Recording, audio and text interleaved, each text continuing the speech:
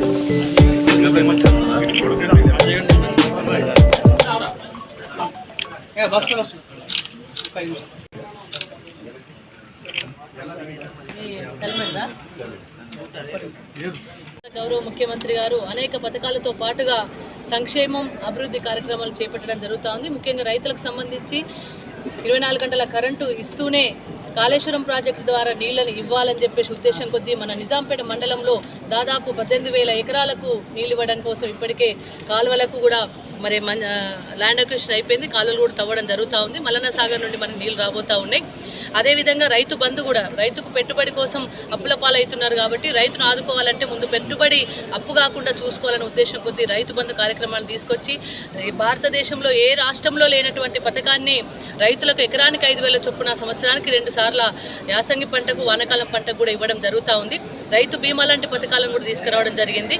అదేవిధంగా paddy procurement కేంద్రాలను కూడా ఏర్పాటు చేయడం జరుగుతుంది. తెలంగాణ రాష్ట్రం వచ్చిన తర్వాత గౌరవ ముఖ్యమంత్రి గారు మాత్రమే మరి పంటను కొనడం అనేది ప్రారంభించడం జరిగింది. రైతులకు ఓవైపు 24 గంటల కరెంట్ ఇస్తూనే ఎరువులు విత్తనాలు సకాలంలో అందించి రైతు బంధు లాంటి పెట్టుబడి కార్యక్రమాన్ని చేపట్టి పంట పండిన తర్వాత కూడా మరి కొనడం అనేది తెలంగాణ రాష్ట్రంలో మాత్రమే జరుగుతుంది తప్ప ఎక్కడ కూడా జరగట్లేదు. ఎందుకంటే సెంట్రల్ గవర్నమెంట్ సహకరించకపోయినా కేంద్ర ప్రభుత్వం ఇప్పటికే మరి మార్కెట్ యార్డులను కూడా ప్రైవేటీకరణ చేసి రైతులకు కరెంటు కూడా ఇబ్బంది పెట్టే క్షణం రాబోతా ఉంది. రైతులను ఇబ్బంది పెట్టే విధంగా కేంద్ర ప్రభుత్వం నిర్ణయం తీసుకున్నప్పటికీ కూడా దాన్ని తిప్పికొట్టి రైతులను ఆదుకుంటా అని చెప్పేసి ఒక దృఢ నిశ్చయంతో రైతులకు పండే పంటను కూడా కొంటున్నది కేవలం కేసీఆర్ గారు మాత్రమే. కేంద్ర ప్రభుత్వం FCI ద్వారా కొనాల్సిన పంటను కొనకపోగా కనీసం కొంటా అని మాట కూడా ఇవ్వని పరిస్థితుల్లో మరి ధైర్యం చేసి కరోనా వచ్చిన ఆర్థిక ఇబ్బందులున్న రాష్ట్రానికి ఆర్థిక ఇబ్బందులు ఉన్నప్పటికీ కూడా పంటను కొనుగోలు చేయాలని చెప్పి దృఢ నిశ్చయంతో ఉన్నది మన గౌరవ కేసీఆర్ గారే.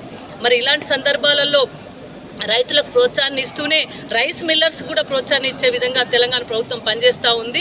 పంట పండితే ఆ పంటను తీసుకునే విధంగా రైస్ మిల్లర్స్ అసోసియేషన్ పనిచేస్తూ రైస్ మిల్లర్స్ ద్వారా కొనుగోలు పంటను కొనుగోలు చేసి మరి FCIకి తీసుకునే విధంగా ప్రభుత్వము కృషి చేస్తూ ఉంది.